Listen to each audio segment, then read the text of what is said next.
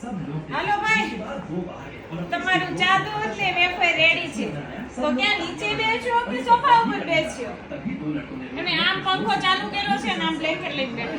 આ સેજે ઠંડી નથી તોય આ છે ને આવો જ છે તોફાની મારો દીકરો. ઓ મારા દીકરા આવો તોફાની છે. ક્યાં ત્યાં બધું બગડે અહીં બે ને નીચે. હા લ્યો આમ કરી કરીને અહીંયા ખાઈ ખાઈ તો બગાડ્યું છે. જો અહીં જાદુ ઢોળાય નહીં હો.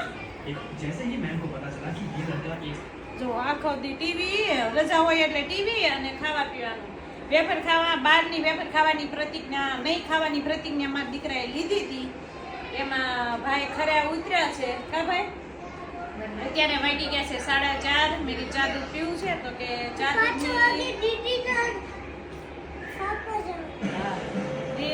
ચા દૂધની સાથે મને વેફર તળી દે ને. તે વેફર તળી દીધી, બનાના છે ને એ બધું ખવાય. હા લ્યો. દીદી કઈ સ્કૂલે જાવું છે? દીદીની સ્કૂલે એમ તો આપણે વેફર ને ચા દૂધ જેવું નાસ્તો કરી લે ને પછી સીધા જવાનું છે ને.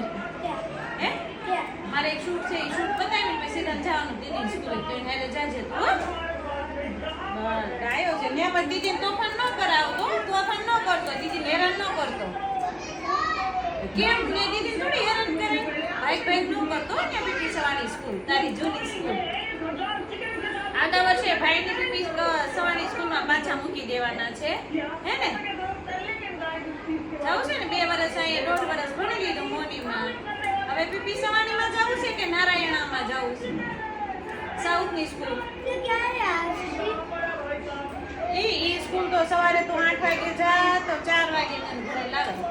પછી ટ્યુશન નહીં જવાનું, બધું ત્યાં કરવાનું. ટ્યુશન ને બધું.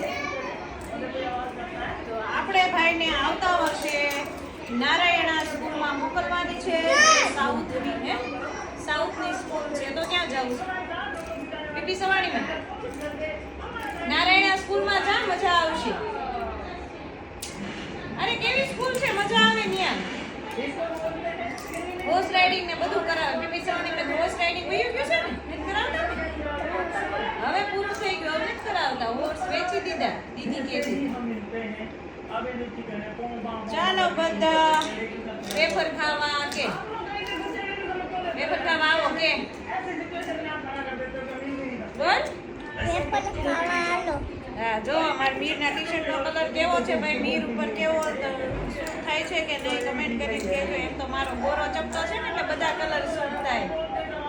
એને દીકા ખાવામાં પડ્યો છે ઊંધા માથે.